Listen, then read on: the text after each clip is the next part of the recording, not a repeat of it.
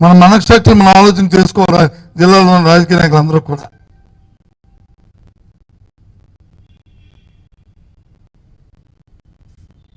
ఇటువంటి దౌర్జన్యకాండని తీవ్రంగా ఖండిస్తున్నాం. రాష్ట్రంలో జరుగుతున్నాయి. గత ఎన్నిక ఫలితాలు వచ్చిన దగ్గర నుంచి ఏ విధంగా జరుగుతున్నాయో చూస్తున్నాం.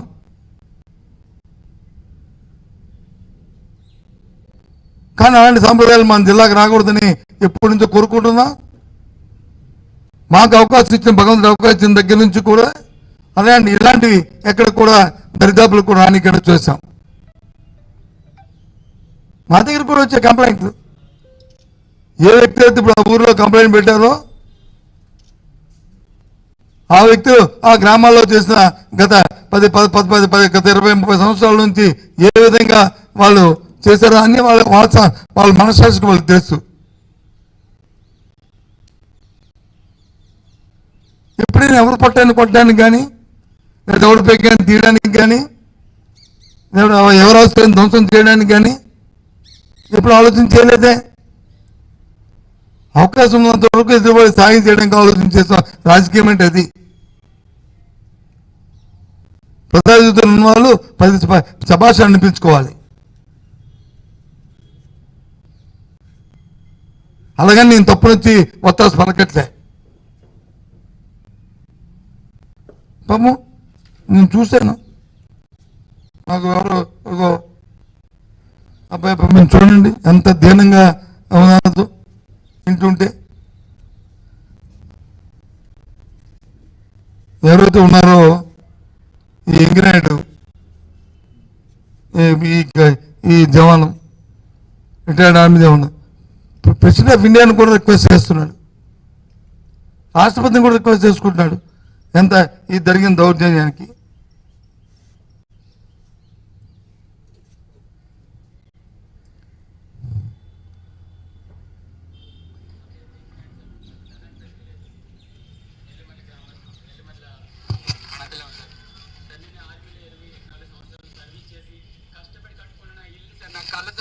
నా కళని ఈరోజు అందరూ అపోజిషన్ పార్టీ నేటి వరకు ఎంత బలం ఉందో నాకు తెలియదు సార్.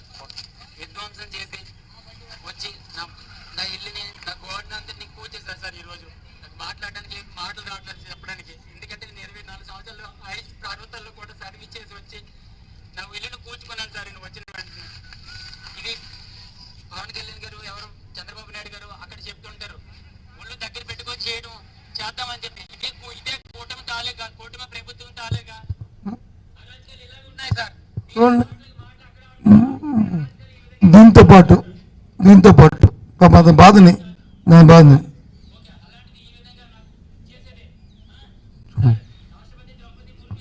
आपको भी नमस्कार. आप देखिए मुर्मू जी, आप देखिए राष्ट्रपति द्रौपदी मुर्मू जी, आप देखिए मैं फौज में सर्विस करके आए आंध्र प्रदेश में. ऐसे युद्धम तो हो रहा, मेरा घर तो पूरा निकाल दिया, घर दीवार गिरा दिया. ये ग्राम कंट है. अगर एनक्रोचमेंट होने से ओके, एनक्रोचमेंट वाला बहुत लोग है मेरे गांव में, उन लोग के लिए छोड़ दिया. उनको कम से कम 10-15 बंद है. लेकिन अभी पॉलिटिकल पावर है अभी, इसलिए अपना एगेनिस्ट चंद्र राजशेखर ఇది ఎంతవరకు సమంజసం చెప్పండి. ఒక రిటైర్డ్ అయిన ఆర్మీ జవాన్ వచ్చి 4 నెలలు వచ్చి ఇంటికి వచ్చి ఈ విధంగా క్షోభ ఈ విధంగా ఇది పెట్టి ఈ విధంగా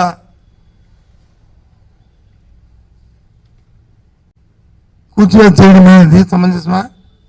ఎందుకంత కక్ష? రాజకీయాలు అంటే ఒకసారి ఎమ్మెల్యేలు అయితే, ఒకసారి మంత్రులు అయితే, ఒకసారి ప్రభుత్వాలు వస్తే వ్యక్తిగతమైన కక్షలు తీసుకోవడానికి కాదు. భగవంతుడు ఇచ్చిన అవకాశాన్ని ఎటువంటి సాయం చేయడానికి చూసుకోవాలి. ఒకవేళ మనకు ఎవరైనా కోపంతోనో తాపంతోనో ఏదైనా చెప్పినా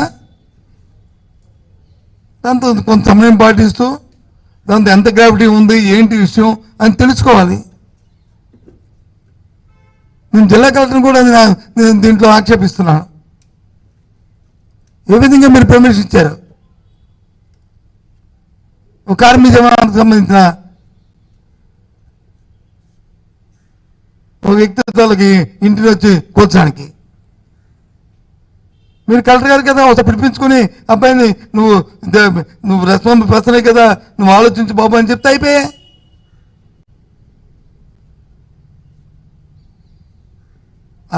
ఎక్స్ సర్వీస్ మ్యాన్ కదా.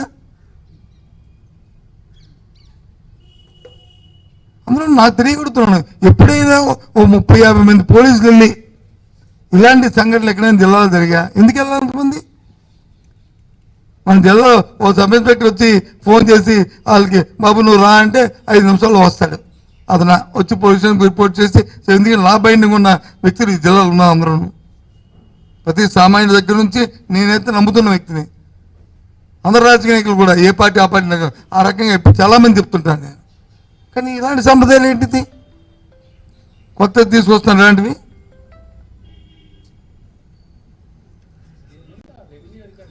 రాత్రి అయితే పగలైతే రాత్రి వస్తుంది. దయచేసి అలాంటి సాంప్రదాయాలు మన జిల్లాలో రానివద్దు. కొద్దిగా సమయం పాటించండి. మన దృష్టికి ఏదైనా నాయకులు ఎన్నుకోబడిన నాయకుల దృష్టికి ఏదైనా వస్తే రాజకీయ కోణంతో పాటు రెండు మానవతా దృక్పథం కూడా ఆలోచన చేయండి. మన మానవులు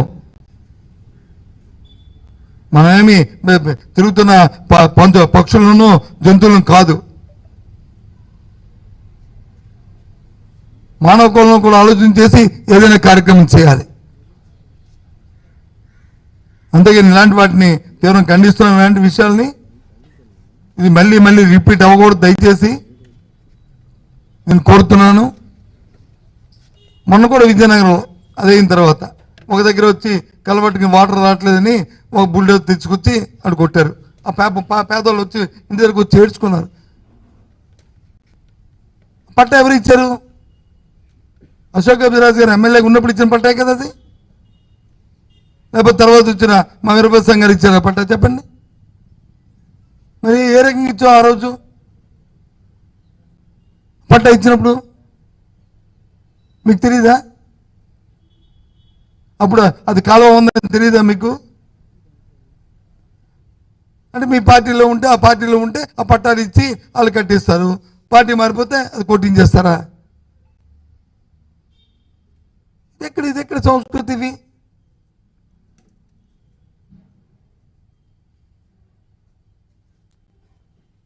ఆ ఊరు ధనాపేట ఆ పెద్దలు కూడా అడుగుతున్నాను, ఎవరైతే ఈ కంప్లైంట్ పెట్టారో ఆ జవాన్ మీద రాజకీయాలు పక్కన పెడితే ఏ విధంగా గత 20-30 సంవత్సరాల్లో ఏ విధంగా ఆలోచన చేసుకోమని ఆత్మహత్య చేసుకోమని కోరుతున్నాను. వద్దు ఇలాంటి తప్పిది దయచేసి. మళ్ళీ ఇలాంటివి సంఘటనలు పునరావృతం కావద్దని కోరుతున్నాను. జిల్లా కలెక్టర్ని కూడా పునఃసంరక్షించుకోవాలి ఇలాంటి కార్యక్రమాలని. కొత్తగా వచ్చారు ఎస్పీ గారు కూడా కోరుతున్నాను. ఎప్పుడు ఇలాంటి జిల్లాలో ఇంత ఇవి లేదు. ఒకవేళ రెవెన్యూ వాళ్ళు మీకు ఇచ్చినా ఆ కేసు గ్రావిటీ ఏంటో చూడవలసిన బాధ్యత కూడా ఉంది. అందుకని రెవెన్యూ వాళ్ళు అడిగారు, ఎంఆర్ఓ అడిగాడు అని ఫోర్స్ ఇచ్చామని కాదు. ఏ సందర్భంలో ఇస్తున్నాం ఫోర్సు, ఎందుకు ఇస్తున్నాం ఫోర్సు? అక్కడ జరుగుతున్న లా అండ్ ఆర్డర్ ఏంటి, ఆ ఊరు తాలూకా పొజిషన్ ఏంటి, ఇంతకుముందు హిస్టరీ ఏంటి అన్నీ చూసుకోవాలి. పొలమని 50 మంది వెళ్ళిపోయి ఆ జవాన్ ఇల్లు తోల్చడం అంటే ఏంటిది? చాలా తప్పు. ఏమంటున్నారు?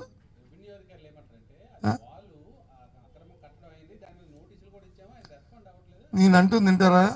నేను ఆ వాళ్ళని అది ఒక గ్రామం, అది పట్టణం కాదు, అది ప్రభుత్వ స్థలం. నేనేం ప్రైవేట్ స్థలం అంటలేదు.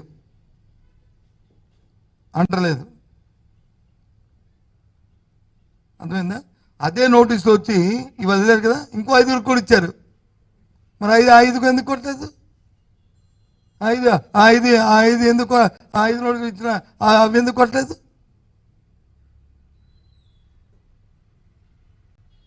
ఓ ఆర్మీ జమాన్ వచ్చి పాపం ఎక్కడి నుంచో 20 సంవత్సరాలు ఉద్యోగం చేసుకొని దేశం కోసం కష్టపడి వచ్చాడు. అమాయకుడు ఏం చెప్పిన చేస్తారా? నేను వాళ్ళు కూడా వీళ్ళు తీసేమని నా తాలూకు అభిప్రాయం కాదు. వీళ్ళు నిజంగా వీళ్ళు కానీ ఈ ఆర్మీ జవాన్ కానీ ఆ కట్టడాల వాళ్ళు వచ్చి గ్రామాలకు వచ్చే ఇబ్బంది వస్తే, లేదు అది ప్రభుత్వ భూమి అయినప్పటికీ గ్రామకంఠం అయినప్పటికీ కూడా ఒకవేళ ఉంటే దానికి వాళ్ళకి అర్హులైతే వాళ్ళకి దాని మీద పొజిషన్ సర్టిఫికేట్ ఇచ్చి దాన్ని రెగ్యులేట్ చేయండి. లేదు ఊరికేమైనా ఇబ్బంది వచ్చి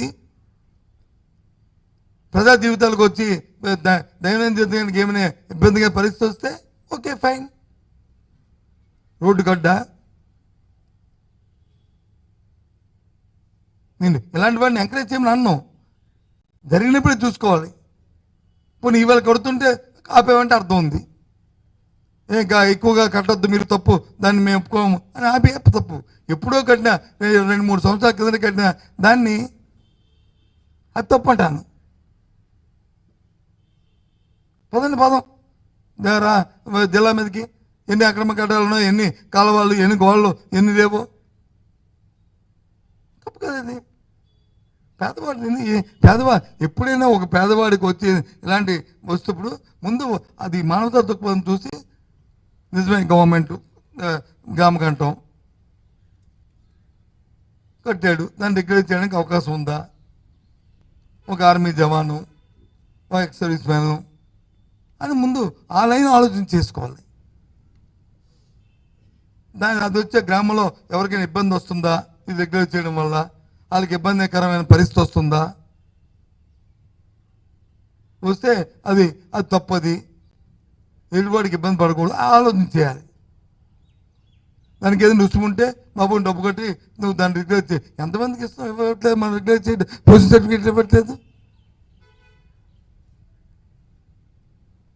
ఒక ఉగ్రవాద దగ్గరికి వెళ్ళినట్లు 50 మంది పోలీసులు వెళ్ళి ఉదయం 8 గంటలకి పడుకొని లేచేటప్పటికి వెళ్తే మా కుటుంబం ఏమైపోలా. అలాంటి సంప్రదాయాలు మా గ్రామాల్లో లేవు. ఎప్పుడు నేను అధికారంలోకి వచ్చిన తర్వాత 15 సంవత్సరాలు నేను అధికారంలో ఉన్నాను, 15 సంవత్సరాలు అధికారం లేకుండా ఉన్నాను, 30 సంవత్సరాలు ఉన్నాను. అంతకుముందు కూడా తెలుగుదేశం పార్టీ 15 సంవత్సరాలు ఈ జిల్లా అధికారంలో ఉంది. అప్పుడు ఎప్పుడు చూడలేదు నేను. లేదు 15 సంవత్సరాలు మీ అధికారంలో ఉన్నాను, ఎప్పుడు చూడలేదు. ఇలాంటి కొత్త సంప్రదాయాలు ఏంటి అది నేను అడుగుతుంది. రెవెన్యూలో నోటీస్ ఇవ్వచ్చు, కాదనలేదు. ఆ నోటీసులు నాకు వెళ్ళి కూడా ఇచ్చారు కదా నోటీసులు. ఇవన్నీ వీళ్ళకైనా అది దానివల్ల ఇంకోటి నష్టం వస్తుందా, లేదు అది ఏమని ఇవాళ నిన్న కట్టిన పచ్చిగా ఉన్నదా అని చూసుకోవాలి కదా. అది అడ్మినిస్ట్రేషన్ బాధ్యత కదా. అది ఎవరో చెప్తారు, వాడికి ఇద్దరికి బాధ్యత. అందుకే నేను ముందేం చెప్తున్నాను, రాజకీయాల్లో గెలిచిన వ్యక్తులు రాజకీయాలు ఎన్నికలైన తర్వాత రాజకీయాలు పక్కన పెట్టుకుంటూ రాజకీయ పార్టీని కాపాడుకుని వద్దాను ఎవరు రాజకీయ పార్టీ వాళ్ళకి ఎక్కువ. కానీ మానవతా దృక్పథం కూడా ఉండాలి. మూర్ఖత్వాలు, దౌర్జన్యాలు ఇవి కలకాలం పనిచేయవు. ఇది శాస్త్రం అనుకుంటే పొరపాటు. గత 5 సంవత్సరాలు అధికారంలో ఉన్నాను, 5 సంవత్సరాలు అధికారంలో లేను. అంతకుముందు 5 సంవత్సరాలు లేను, అంతకుముందు 10 సంవత్సరాలు ఉన్నాను.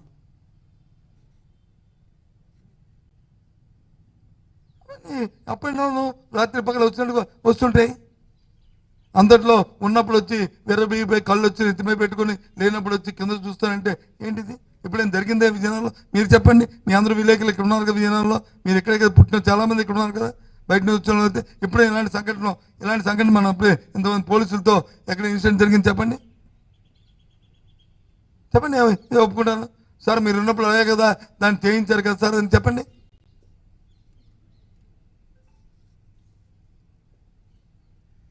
నేనే అంటలేదు. గత 15 సంవత్సరాలు అధికారం లేనప్పుడు కూడా అప్పుడు కూడా జరగలేదే, అప్పుడు కూడా జరిగాను. ఇలాంటి కొత్త ఎందుకు వస్తున్నాయి? అందుకు చెప్తున్నాను, రాజకీయ నాయకులు ఏ విధంగా ఏమేమి చెప్పొచ్చు, కానీ జిల్లాలో బాధ్యత వహిస్తున్న అధికారులు ఎవరైతే ఉన్నారో దయచేసి మీరు అప్రమత్తంగా ఉండాలి. కొత్త సంస్కృతి జిల్లాలో తాకండి.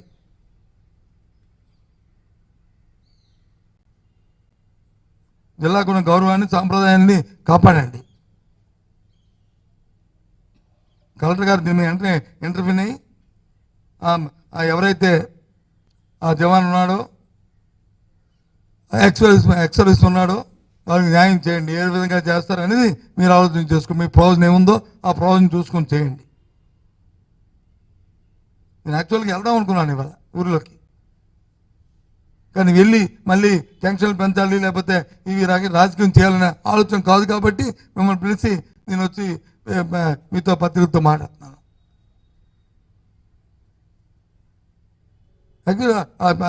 ఇది చూసిన తర్వాత నాకే బాధ అనిపించింది. ఇంకా ఈ తల్లిదండ్రుల యొక్క మాటలు ఈ జరిగిన సంఘటనలు చూసిన తర్వాత నాకెవరు ఫోన్ చేసి చెప్పలేదు. ఊర్లో చూసిన వెంటనే వెళ్దాం అనుకుని నేను అనుకున్నాను ఇదేంటి ఇలాంటివన్నీ ఎక్కడ దీనికి ఎండ ఉండాలి కదని, కానీ ఊర్లోకి వెళ్తే బాగోదు కదని ఉద్దేశంతో, ఇంకేదో బాగోదంటే ఇంకో ఉద్దేశం కాదు.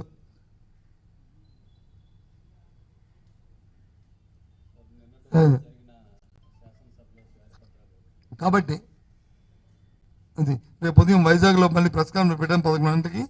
అక్కడ వచ్చి మిగతా విషయాలు మనం ఏదైనా జిల్లాకు సంబంధించి ఏమి ఉంటే మాట్లాడండి, చెప్తాను. మిగతా ఏమైనా ఉంటే రేపు ఉదయం 11 గంటలకు వైజాగ్లో మాట్లాడతాను, అక్కడ మాట్లాడతాను. సో ఏ విషయం ఉన్నా సరే మళ్ళీ ఈ విషయం మళ్ళీ దాని డైవర్షన్ వస్తుంది. దయచేసి మిమ్మల్ని కూడా కోరుతున్నాను, మీకేమైనా ఉన్నప్పుడు ఒక మంచి మాట రాయండి. అందరికీ ఒక జ్ఞానోదయం కలిగినట్టు, ఒక ఆలోచన రేకెత్తించినట్టు. ఇలాంటి వ్యతిరేకమైన ఒక కుటుంబానికి నష్టం వచ్చి ఒక దేశంలో ఒక ఎక్స్ మ్యాన్కి ఇబ్బంది వచ్చిన కార్యక్రమం ఇవి అవుద్ది, ఇంకోటికి అవుద్ది. మరి ఎవరిని మీరు గౌరవిస్తారు?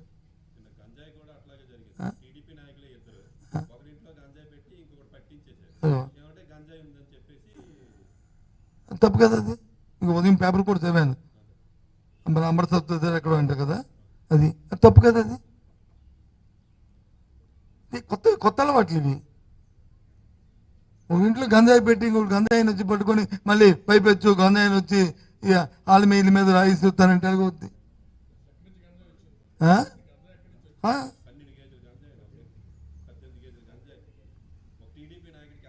టీడీపీ నాయకుడికి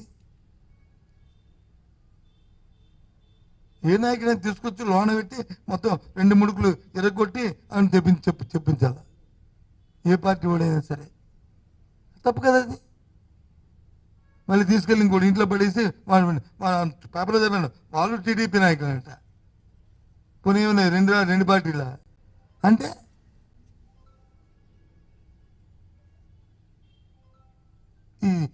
ఈ ట్రెడిషన్ మంచిది కాదు, ఈ సంస్కృతి మంచిది కాదు. పోలీస్ అంటే ఒక భయం ఉండాలి, ఒక భక్తి ఉండాలి. రెవెన్యూ అంటే ఒక గౌరవం ఉండాలి. ఎప్పుడైతే ఆ 2 గౌరవాలు పోతాయో అక్కడ అరాచకం వస్తుంది. వ్యవస్థ మీద గౌరవం ఉండాలి. నాకు తెలిసి మన ఉత్తరాంధ్ర ప్రాంతంలో ముఖ్యంగా విజయనగరం జిల్లాలో ఎంతవరకు మనం లా బైండింగ్తో ఉన్నాం. ఒక చిన్న కానిస్టేబుల్ కనిపించినా, చిన్న ఒక ఆర్ఐ కనిపించినా మనం ఎంతో గౌరవం ఇచ్చి వాళ్ళ మాటకి మనం లా బైండింగ్తో ఉన్న వ్యక్తులు ఈ జిల్లాలో. దయచేసి ఆ సాంప్రదాయాన్ని మీరు పాడు చేయొద్దు. కొత్తగా రాజకీయాలు, ఎందుకంటే ఎవరైనా రాజకీయాలకు వచ్చినప్పుడు కొత్త, కానీ వచ్చిన తర్వాత నేర్చుకోవాలి, వచ్చిన తర్వాత వ్యవహార జ్ఞానం తెలుసుకోవాలి. ఒక తప్పు జరిగితే తప్పు జరిగిందని చెప్పి ఇంకోసారి జరగకూడదని చెప్పి వార్నింగ్ చేయాలి. మనకు తెలిసి జరిగిన